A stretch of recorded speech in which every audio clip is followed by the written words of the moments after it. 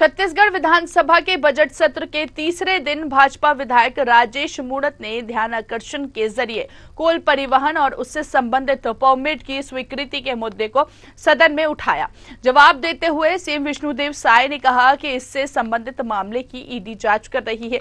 CM Vishnudeo Sai के जवाब के बाद बीजेपी विधायक राजेश मूणत ने कहा कि खनिज विभाग के किस अधिकारी ने और किसकी सहमति से ऑनलाइन प्रक्रिया जो चल रही थी, मुख्यमंत्री विष्णुदेव साय ने पारदर्शिता और सुशासन को अपनी सरकार की प्राथमिकता बताते हुए तत्कालिक संचालक की ओर से 15 जुलाई 2020 में लिए गए फैसले को रद्द करते हुए अब से ऑनलाइन टीपी जारी करने की घोषणा की है। मुख्यमंत्री ने कहा कि कोयला परिवहन में भ्रष्टाचार हुआ था, छवि खराब हुई थी, ईडी उस पर जांच भी कर रही है। कई लोग संचालक माइनिंग ऑफिसर आज जेल के अंदर है, इससे प्रदेश की छवि खराब हुई है। चलिए ज्यादा बातचीत करेंगे, संजय जी का रुख करेंगे, हमारे साथ लाइव जुड़ चुके हैं। संजय जी, बजट सत्र के तीसरे दिन आज सीएम ने बड़ी घोषणा की है, कैसे देखें? सबसे पहले जानना चाहेंगे इस घोषणा को। देखिए, ये कुल घोटाला करीब 500 करोड़ रुपए का घोटाला था, जिसकी काफी चर्चा हुई थी। ईडी की छापेमारी हुई, फिर उसको ईओडब्ल्यू को दिया गया। बीजेपी ने इसको राजनीतिक मुद्दा बनाया। पूरे विधानसभा चुनाव में पीएम से लेकर के बीजेपी के निचले स्तर के नेता तक ने इस मुद्दे पर चर्चा की।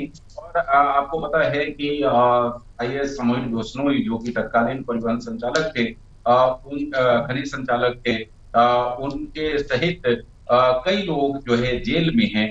लगातार ईओडब्ल्यू की जांच चल रही है, ईडी की जांच चल रही है। इस सब के बीच में ये मामला आज छत्तीसगढ़ विधानसभा में उठा और भारतीय जनता पार्टी के ही विधायक, जो कि पूर्व परिवहन मंत्री भी थे, राजेश मूणत, उन्होंने ध्यानाकर्षण प्रस्ताव के माध्यम से इस मुद्दे को उठाया और उन्होंने पूरे मामले की सीबीआई जांच की मांग की। उन्होंने कहा कि घोटाला तो अपनी जगह ठीक है, लेकिन क्या एक अधिकारी को इस तरीके से अधिकार प्राप्त है कि क्या वो इस तरह के आदेश पूर्ववर्ती सरकार के कैबिनेट के आदेश को पलट दे, अपने आप एक आदेश निकाल दे और इस तरीके से हर एक ढुलाई पर 25 रुपए प्रति टन के हिसाब से लेवी वसूली जाए गलत तरीके से।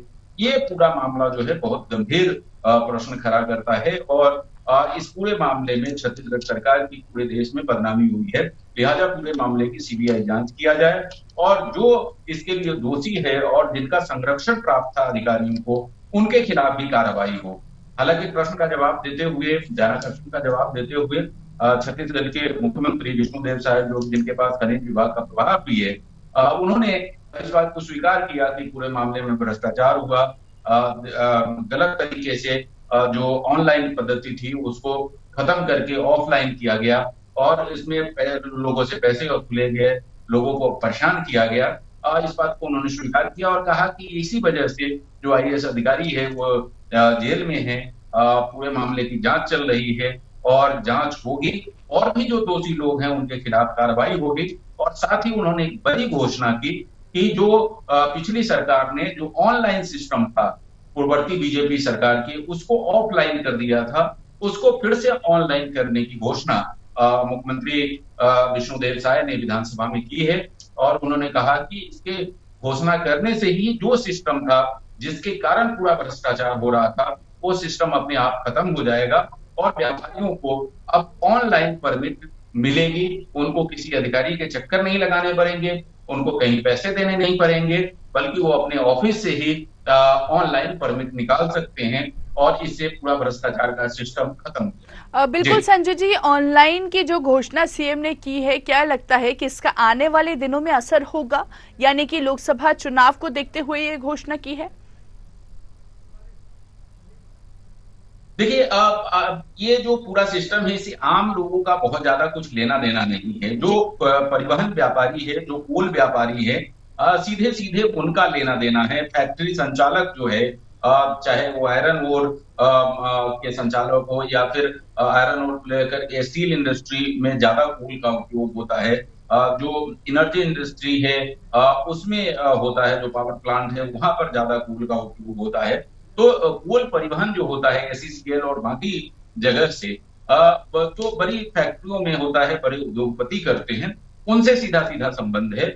और इस फैसले से जो पूरी भ्रष्टाचार इसको लेकर के हो रहा था, उस पर अंकुश लगेगा। आम लोगों से इससे कोई असर नहीं पड़ेगा, लेकिन भारतीय जनता पार्टी लोगों के बीच में जाकर के कह सकती है कि हमने जो वादा किया था पारदर्शी सरकार देने का, भ्रष्टाचार मुक्त सरकार देने का, उसके तरफ हमने कदम बढ़ाया है। और पिछली सरकार ने भ्रष्टाचार के लिए जो एक सिस्टम बनाया था ऑफलाइन का, उसको हमने सरकार में आते ही खत्म कर दिया है। अब किसी भी व्यापारी को, किसी भी कोल परिवहनकर्ता को किसी ऑफिस में जाने की जरूरत नहीं है, किसी अधिकारी के चक्कर लगाने की जरूरत नहीं है, बल्कि वो अपने ऑफिस में बैठ करके ही ऑनलाइन सिस्टम से वो अपना परमिट लेगा और जितना सरकारी पैसा जमा करना है केवल उतना ही पैसा उसको जमा करना पड़ेगा, उसके अतिरिक्त उसको 1 रुपए देने की जरूरत नहीं है। तो ये बात लोकसभा में निश्चित तौर पर भारतीय जनता पार्टी कहेगी और इसका लाभ भी उठाने का प्रयास करेगी। चलिए ठीक है, बहुत बहुत शुक्रिया संजय जी हमसे बातचीत करने के लिए। तो देखिए, आज मुख्यमंत्री विष्णुदेव साय ने बड़ी घोषणा छत्तीसगढ़ में की है। आगे बढ़ते हैं, अगली खबर की ओर रुख करते हैं। लोकसभा चुनाव से पहले मध्य प्रदेश में कांग्रेस को एक बड़ा झटका लगा है। जबलपुर के महापौर जगत बहादुर सिंह अन्नू समेत कई नेताओं ने कांग्रेस छोड़ भारतीय जनता पार्टी का दामन थामा है। प्रदेश के मुख्यमंत्री डॉक्टर मोहन यादव और बीजेपी प्रदेश अध्यक्ष विष्णुदत्त शर्मा की मौजूदगी में सभी नेताओं ने बीजेपी की सदस्यता ग्रहण की है। इस दौरान उप मुख्यमंत्री राजेंद्र शुक्ल, मंत्री राकेश सिंह और इसके साथ ही साथ मंत्री प्रहलाद सिंह पटेल, पूर्व मंत्री नरोत्तम मिश्रा समेत बीजेपी के दिग्गज नेता मौजूद रहे। महापौर जगत बहादुर ने कहा कि प्राण प्रतिष्ठा का आमंत्रण ठुकराने से आहत हुआ था। उस दिन सोचा था बीजेपी में आ जाना चाहिए। भाजपा की योजना और गारंटी आ रही है, उससे प्रभावित हुआ हूं। जबलपुर की उन्नति के लिए अब ट्रिपल इंजन की सरकार चलेगी। जबलपुर में अब विकास की गंगा बहेगी। आपको बता दें कि कांग्रेस ने 18 साल बाद जबलपुर में महापौर का चुनाव जीता था। कांग्रेस के राज्यसभा सांसद विवेक तनखा ने जगत बहादुर सिंह को मेयर की टिकट दिलाई थी। उन्हीं के आशीर्वाद से वे महापौर बने थे। जगत बहादुर अन्नू जबलपुर लोकसभा से कांग्रेस के दावेदार थे। कांग्रेस के जबलपुर लोकसभा प्रभारी ने स्क्रीनिंग कमेटी को सिंगल नाम दिया था। एक कारण तो मैं उस दिन बहुत आहत हुआ जिस दिन कांग्रेस के शीर्ष नेताओं ने यह कहा कि हम प्राण प्रतिष्ठा में नहीं जाएंगे। मैं अयोध्या के समीप रहने वाला हमारा परिवार सलमान उस दिन से मुझे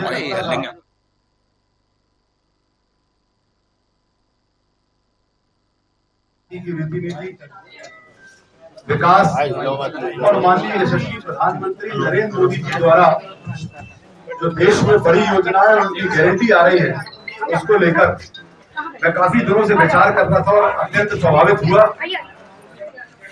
तभी मैंने सोचा मेरा एक सबसे बड़ी जवाबदारी जो है वो जबलपुर को महानगर बनाना, जिसके लिए जबलपुर के नागरिकों ने मुझे चुना है।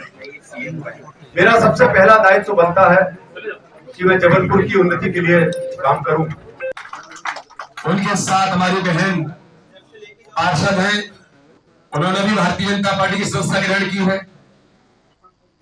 डिंडोरी के हमारे जिला पंचायत के अध्यक्ष रुद्रेश परस्तेजी से लेकर जिला पंचायत की उपाध्यक्ष, जिला पंचायत के सदस्य, जनपद के सम्मानीय अध्यक्ष, जनपद के सदस्य और कांग्रेस के भी अध्यक्ष ने भारतीय जनता पार्टी की आज सदस्यता ग्रहण की है।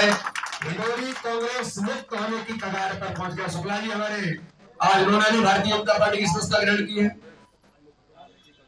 सिंगरौली हमारा जो जिला है, सिंगरौली जिले की हमारी जिला पंचायत की सम्मानीय उपाध्यक्षा आदरणीय बहन अर्चना नागेंद्र सिंह जी ने भारतीय जनता पार्टी की सदस्यता ग्रहण की है। मैं आप सबको हृदय से बधाई और शुभकामना देता हूं कि प्रधानमंत्री नरेंद्र मोदी जी के नेतृत्व में आज मध्य प्रदेश के अंदर जो हमने 2023 के चुनाव से पहले कहा था कि मध्य प्रदेश के मन में मोदी है, तो अब तक कांग्रेस के मन में भी मोदी देश के अंदर छा गए हैं। परमात्मा ने हमारा राम राज्य लाने की दिशा में ये परिवार बड़ा करने का ये जो अभियान चलाया, अब हमको लग नहीं रहा हमसे अलग अपने सारे मित्र बता रहे हैं। ये तो अभी हम हर जगह रोक रहे हैं कि भैया अभी थोड़ी देर वेटिंग थोड़ा सा, नहीं तो अन्यथा लाइन लंबी लग रही है। लेकिन भारतीय जनता पार्टी पे विश्वास व्यक्त करने के लिए आप सबका आभार भी है, और आपका विश्वास नहीं टूटने देंगे। भारतीय जनता पार्टी में आपका मान सम्मान भी रहेगा, आपको इज्जत भी रहेगी, और आपको विचार के अभिव्यक्ति के साथ साथ रचनात्मक कामों का। चलिए ज्यादा बातचीत करेंगे, और ज्यादा बातचीत के लिए सत्यम का रुख करेंगे। सहयोगी हमारे साथ लाइव जुड़ चुके हैं। सत्यम, महाकौशल क्षेत्र में कांग्रेस को एक बार फिर बड़ा झटका लगा है। कांग्रेस के जगत अब बीजेपी में आ गए हैं, और ऐसे में अब अगला नंबर आखिर किसका होने वाला है? देखिए काजल, बिल्कुल लोकसभा चुनाव से पहले कांग्रेस को ये बहुत बड़ा झटका है। जबलपुर महापौर, जो कि 18 साल बाद जबलपुर से कांग्रेस काबिज हुई थी, उसके बाद महापौर का कांग्रेस छोड़कर बीजेपी में शामिल होना कहीं न कहीं बीजेपी कांग्रेस के लिए बहुत बड़ा झटका, वही बीजेपी के लिए सुखद खबर है महापौर से। तो देखिए, इसके साथ ही 30 सदस्यों ने बीजेपी कांग्रेस के जो बड़े पदाधिकारी हैं, जो नेता, उन्होंने कांग्रेस का दामन थामा है, जिससे लोकसभा चुनाव से पहले वही राहुल गांधी की यात्रा से पहले ये बहुत बड़ा झटका लगा है। लोकसभा में कहीं न कहीं डिंडोरी और सिंगरौली और जबलपुर में कांग्रेस को बड़ा खामियाजा भुगतना पड़ेगा आगे आने वाले दिनों में, और जो लोकसभा 2024 में चुनाव आने वाले हैं उसमें बीजेपी को कहीं न कहीं फायदा मिलता हुआ दिखाई देगा। इसके पहले जगत बहादुर सिंह, जो जबलपुर के मनु ने साफ तौर पर कहा कि कांग्रेस की नीतियां सही नहीं थी, और जो प्राण प्रतिष्ठा का, भगवान राम की प्राण प्रतिष्ठा का आमंत्रण ठुकराया गया, उससे कहीं न कहीं वो आहत थे।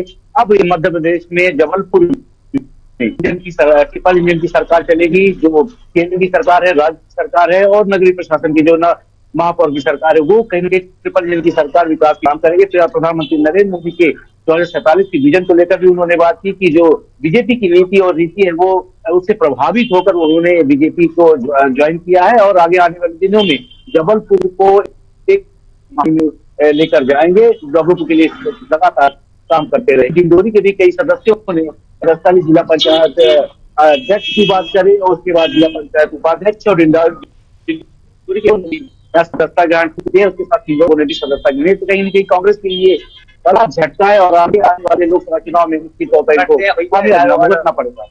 चलिए ठीक है सत्यम, आप बने रहिए, आगे आपसे बातचीत करेंगे। तो देखिए, अब यहाँ पर चुनाव से पहले कांग्रेस और कितने चेहरे कांग्रेस के कार्यकर्ता छोड़ेंगे, ये आने वाला वक्त ही बताएगा। आगे बढ़ते हैं, अगली खबर की ओर रुख करते हैं। हरदा के फैक्ट्री के हादसे से पूरा देश दहला हुआ है। विस्फोट वाली फैक्ट्री के बारे में एक के बाद एक कई बड़े खुलासे हो रहे हैं। हादसे के बाद पटाखे खेत में जगह जगह बिखरे हुए हैं। SDRF और NDRF की टीमें लगातार रेस्क्यू ऑपरेशन चला रही है। उनके रेस्क्यू ऑपरेशन की तस्वीरें बता रही हैं कि पूरा इलाका बर्बाद हो चुका है। इस बीच सीएम डॉक्टर मोहन यादव ने कहा कि हरदा की घटना हमारी परीक्षा थी। विस्फोट 2 हिस्सों में नहीं होता तो पता नहीं क्या होता। सीएम ने कहा, हरदा की घटना में हमारी परीक्षा थी, लेकिन वाकई विस्फोट अगर 2 हिस्सों में नहीं होता तो पता नहीं क्या होता, क्योंकि अर्मालिंग ट्राइब विस्फोट हुआ है, जिसके चलते काफी लोग वहां से निकल चुके थे। वहीं पूर्व मंत्री कमल पटेल ने कहा, उन्होंने दोषियों पर सख्त से सख्त कार्रवाई की मांग की है। कांग्रेस हम पर आरोप लगा रही है, लेकिन उनका दोषियों से कोई वास्ता नहीं है। ये कांग्रेस के पदाधिकारी हैं। मुन्ना पटेल पार्षद हैं। पीपल पानी की फैक्ट्री में उनका पार्टनर भाई है। ये वर्तमान कांग्रेस विधायक के भाई हैं। कमल पटेल ने कहा, उन्होंने तो पहले इन पर FIR दर्ज करवाई थी, फैक्ट्री सील करवाई थी, इनके लाइसेंस निरस्त करवाए, इनको 10-10 साल की सजा हुई। आज भारतीय जनता पार्टी जिला अध्यक्ष राजेश वर्मा जी के अध्यक्षता में बैठक की थी, जिसमें कल की जो घटना हुई है दुखद विस्फोट, जिसमें 11 लोगों का आकस्मिक मृत्यु हुई, उनके प्रति श्रद्धांजलि अर्पित की गई, श्रद्धांजलि सभा रखी गई और परिवार को संवेदना व्यक्त की गई, संबल दिया गया। और इसमें माननीय मुख्यमंत्री जी ने जो घोषणा की है, हमने भी मांग की थी कि इन पर सख्त कार्रवाई की जाए जो भी दोषी हैं, और उन पर दोषियों पर कार्रवाई की जाएगी। और जो कांग्रेस आरोप लगाती है, इसमें सरकार और भारतीय जनता पार्टी का हमारा कोई हाथ नहीं है। ये कांग्रेस के पदाधिकारी है। मुन्ना पटेल पार्षद है, उसका भाई है, इसमें पार्टनर है। पीपल पानी में उसकी फैक्ट्री का राजू अग्रवाल के साथ है, डॉक्टर RK गोखले के साथी है। और इससे फोटो भी दिया मैंने, जिसमें स्वागत करके चुनाव में इनने उनका काम किया है। मैं एक बात का जरूर व्यक्त करता हूँ कि कल जो हरदा में घटना घटी थी, उस घटना का ये तो परमात्मा की कोई एक हमारी परीक्षा थी, लेकिन वाकई वो विस्फोट जिस प्रकार का था, अगर 2 हिस्सों में विस्फोट नहीं होता तो ये पता नहीं क्या होता। क्योंकि एक अलार्मिंग टाइप का विस्फोट हुआ, उसके कारण से काफी लोग वहां से निकल चुके थे। और जैसे ही हम तो कैबिनेट की बैठक में बैठे थे और कैबिनेट में ही समाचार आया, तो तुरंत सरकार जो कर सकती थी, ऐसी घटनाओं में किसी का बस नहीं चलता है। लेकिन घटना के बाद जो प्रबंधन किए जाना चाहिए थे, ये केवल भारतीय जनता पार्टी की सरकार ही कर सकती है। इसका उदाहरण भी हमने कल ने सबने देखा है। हमारे साथ राउदा प्रताप सिंह जी मौजूद हैं, मंत्री हैं। सर, हरदा मामले में क्या नई व्यवस्था की जाएगी, चूंकि पटाखा क्रीम जो हादसा हुआ बड़ा भीषण हादसा था? ये स्वाभाविक रूप से बहुत दर्दनाक घटना है और सरकार, माननीय मुख्यमंत्री जी स्वयं इस बात को लेकर बहुत चिंतित है और बड़ी सजगता से उन्होंने निर्देशित करके सारी चीज़ों को समय रहते बड़े नियंत्रित तरीके से पूरा कराने का काम किया है। मुझे भी उन्होंने तत्काल हरदा भेजा, साथ में ACS अजीत केसरी जी और हमारे ADG जो SDRF के हैं उनको भी वहाँ भिजवाने का काम किया और सारे आसपास के ज़िलों से एम्बुलेंसेस, पुलिस फोर्स और जो बेहतर इंतजाम हो सकते थे वो किए। आज स्वयं मुख्यमंत्री जी जा रहे हैं और स्वयं उस चीज़ को रिव्यू करेंगे और मुझे लगता है कि जो जांच भी उसमें गठित की गई है और इसके मूल में कहाँ गड़बड़ी हुई है, किन चीज़ों पर फोकस करने की आवश्यकता है, माननीय मुख्यमंत्री जी स्वयं इस बात को का संज्ञान ले रहे हैं। लगातार सरकार पर आरोप लगा रही है कि लापरवाही हुई, प्रशासनिक अनदेखी हुई है। कांग्रेस के पास कोई काम तो है नहीं, चुनाव में जीतते नहीं, बैठे हुए हैं, गिनती के लोग बचे हैं, तो क्या करें बेचारे, आरोप ही लगाएंगे वो। ये थे हमारे साथ राव उदय प्रताप सिंह, मंत्री हैं, जिन्होंने साफ तौर पर हरदा गए थे। हरदा में जब हादसा हुआ था, ये हरदा में सर्वेक्षण करने के लिए किस तरह का भयावह हादसा था। उसके बाद कई भी आदेश जारी किए गए हैं, जो भी आदेश जारी किए गए, कलेक्टर और कमिश्नर को भी आदेश जारी किए गए हैं कि इस हादसे को लेकर जो भी कार्रवाई हुई है वो की जा रही है। लगातार मुख्यमंत्री भी इस पर नजर बनाए बैठे हैं। अब देखना होगा कि कितनी कार्रवाई सजगता से होती है और किस तरह से इस पर लागू होता है। चलिए, ज्यादा बातचीत करेंगे, सहयोगी सत्यम का रुख करेंगे। लगातार हमारे साथ लाइव बने हुए हैं सत्यम। विस्फोट वाली फैक्ट्री, इस हादसे के बाद कहीं ना कहीं एक के बाद एक खुलासे हो रहे हैं। एक तरफ की ऐसी तस्वीर निकल के सामने आ रही है रेस्क्यू ऑपरेशन की, जो वो तस्वीरों में हम साफ देख पा रहे हैं कि पूरा इलाका जो है वो बर्बाद हो चुका है। दूसरी तरफ इस तरह की तस्वीरें भी सामने निकल के आ रही है, इस तरह के बयान भी सामने निकल के आ रहे हैं, जहां पर आरोप प्रत्यारोप भी देखने को मिल रहे हैं, सुनने को मिल रहे हैं। सत्यम, आवाज आ रही? सत्यम, आप मुझे सुन पा रहे हैं? चलिए, वापस शुरू करेंगे सहयोगी का। हमारी आवाज सत्यम तक नहीं पहुंच पा रही है। तो देखिए, यहाँ पर हरदा के फैक्ट्री के हादसे से पूरा देश दहला हुआ है और विस्फोट वाली फैक्ट्री के बारे में एक के बाद एक कई बड़े खुलासे भी हो रहे हैं। हालांकि जांच जो है वो जारी है, रेस्क्यू ऑपरेशन लगातार जारी नजर आ रहा है। चलिए, ज्यादा बातचीत करेंगे, सहयोगी सत्यम का रुख करेंगे। सत्यम, आप मुझे सुन पा रहे हैं? सत्यम, आप मुझे सुन पा रहे हैं? चलिए, तो सहयोगी को हमारी आवाज नहीं पहुंच पा रही है। विस्फोट वाली फैक्ट्री के बारे में एक के बाद एक खुलासे लगातार हो रहे हैं। हादसे के बाद पटाखे खेत में जगह जगह बिखरे हुए हैं। SDRF की टीम, NDRF की टीमें लगातार रेस्क्यू ऑपरेशन चला रही हैं। इसके साथ ही उनके रेस्क्यू ऑपरेशन की तस्वीरें भी बता रही हैं कि पूरा इलाका है जो वो पूरी तरह से बर्बाद हो चुका है। इस बीच मुख्यमंत्री डॉक्टर मोहन यादव ने कहा है कि हरदा की जो घटना है वो कहीं ना कहीं उनके लिए एक परीक्षा थी। विस्फोट 2 हिस्सों में नहीं होता तो पता नहीं क्या होता, ऐसा मुख्यमंत्री ने कहा है।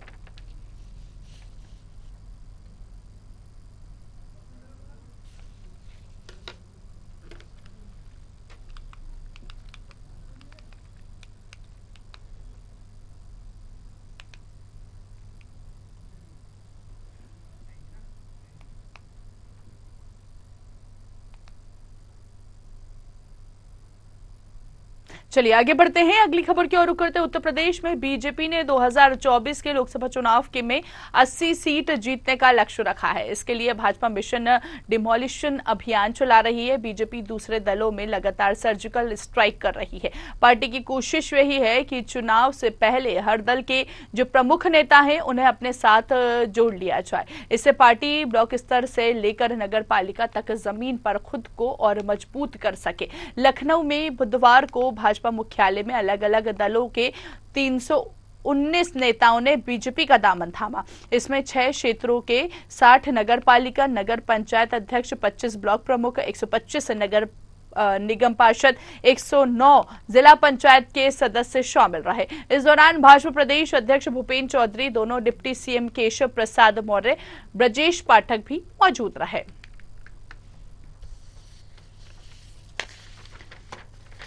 तो उत्तर प्रदेश में बीजेपी ने 2024 के लोकसभा चुनाव में 80 सीट जीतने का लक्ष्य रखा है और इस लक्ष्य को पूरा करने के लिए बीजेपी कहीं ना कहीं चुनावी मैदान में उतर चुकी है। भाजपा मिशन डिमोलिशन अभियान लगातार चला रही है। बीजेपी दूसरे दलों में लगातार सर्जिकल स्ट्राइक कर रही है। पार्टी की कोशिश यही है कि चुनाव से पहले हर दल के जो प्रमुख नेता हैं उन्हें अपने साथ जोड़ लिया जाए। इससे पार्टी ब्लॉक स्तर से लेकर नगर पालिका तक जमीन पर खुद को और मजबूत कर सके। लखनऊ में बुधवार को भाजपा मुख्यालय में अलग अलग दलों के 319 नेताओं ने बीजेपी का दामन थामा है। इसमें 6 क्षेत्रों के 60 नगर पालिका, नगर पंचायत अध्यक्ष, 25 ब्लॉक प्रमुख, 125 नगर निगम पार्षद, 109 जिला पंचायत के सदस्य शामिल है। चलिए ज्यादा बातचीत करेंगे और ज्यादा बातचीत के लिए प्रशांत का रुख करेंगे। सहयोगी हमारे साथ लाइव जुड़ चुके हैं। प्रशांत, सीधा फोकस लोकसभा चुनाव का नजर आ रहा है। बीजेपी का कहीं ना कहीं लोकसभा चुनाव में 80 सीट जीतने का बीजेपी ने लक्ष्य रखा है।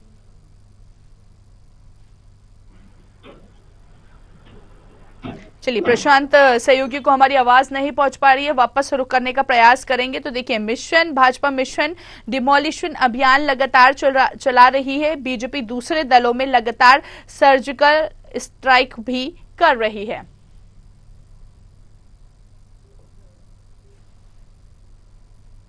पार्टी की कोशिश यही है कि चुनाव से पहले हर दल के जो प्रमुख नेता हैं उन्हें अपने साथ जोड़ लिया जाए और इसको लेकर लगातार बीजेपी की कोशिश जो है वो लगातार जारी है। चलिए ज्यादा बातचीत करेंगे, सहयोगी प्रशांत का रुख करेंगे। प्रशांत, आप मेरी आवाज सुन पा रहे हैं? प्रशांत, आपको आवाज आ रही है मेरी? हाँ बिल्कुल आवाज आ रही है। बिल्कुल प्रशांत, यहाँ पर बीजेपी का लक्ष्य है 80 सीट जीतना। इसको कैसे हासिल करेगी बीजेपी? देखिए, बीजेपी ने 2024 के चुनाव को लेकर काजल अपनी जो है रणनीति वो बदल दी है और बीजेपी का इस बार का जो दावा है वह उत्तर प्रदेश में 80 लोकसभा सीटें जीतने को लेकर। उसको लेकर बीजेपी ने सभी बूथ स्तर तक अपने दिशा निर्देश जारी किए हैं। किसी भी दल का कोई भी नेता बीजेपी में शामिल हो सकता है। उसको लेकर बूथ कमेटियों के जो अध्यक्ष हैं उनके पास ये पावर होगी। बीजेपी की रणनीति 2024 के लोकसभा चुनाव के मद्देनजर रखते हुए उत्तर प्रदेश की 80 लोकसभा सीटें हैं और जिसको लेकर लगातार प्रधानमंत्री नरेंद्र मोदी सदन में कहते आ रहे हैं कि इस बार बीजेपी 400 के पार जाएगी और साथ ही साथ उत्तर प्रदेश में भारतीय जनता पार्टी इस बात का दावा करती आ रही है, जिसको लेकर तैयारियां बड़ी जोरों पर है। और अब देखा जाए कि उत्तर प्रदेश में भारतीय जनता पार्टी में आज 319 नेताओं ने दामन थामा है और विभिन्न दलों से आए थे, जिसमें बहुजन समाज पार्टी हो, समाजवादी पार्टी हो या राष्ट्रीय लोक दल हो। इसके साथ ही अन्य क्षेत्रीय दलों के माध्यम से जो नेता थे वो आज भारतीय जनता पार्टी का दामन उन्होंने थामा है। और इसका मकसद यही है कि छोटे छोटे नेताओं को जोड़कर बीजेपी बूथ स्तर तक मजबूत कर सके। क्योंकि बूथ पर नेताओं का जब प्रवेश होगा तो भारतीय जनता पार्टी के पाले में वोट होगा।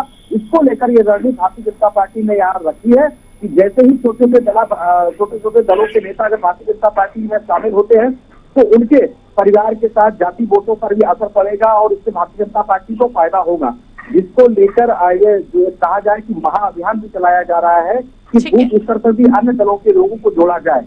खासकर देखा जाए कि बहुजन समाज पार्टी हो या समाजवादी पार्टी हो, इनके वोट पर खास नजर रखी जा रही है। बहुजन समाज पार्टी का जो कैडर वोट कहा जाता है, अनुसूचित वर्ग का, समाजवादी पार्टी का जो बेस वोट है वो है ओबीसी और इसके साथ ही अल्पसंख्यक, इन वोटों पर खास नजर है। उनके नेताओं को भारतीय जनता पार्टी में शामिल कराकर भारतीय जनता पार्टी 80 सीटें यहाँ जीतना चाह रही है, जिसको लेकर लगातार भारतीय जनता पार्टी का दल में लोगों को सफलता दिलाने का अभियान जारी है। चलिए ठीक है, बहुत बहुत शुक्रिया प्रशांत हम तक जानकारी के लिए। तो देखिए यहाँ पर भारतीय जनता पार्टी का लक्ष्य है कि 80 सीट हासिल करना। अब ये वक्त बताएगा कि 80 सीट आखिर बीजेपी पार्टी जो है वो अपने लक्ष्य तक पहुंच पाती है या नहीं। 4 बजे की 4 बड़ी खबरों में इतना ही। देखते रहिए न्यूज़ 8। नमस्कार।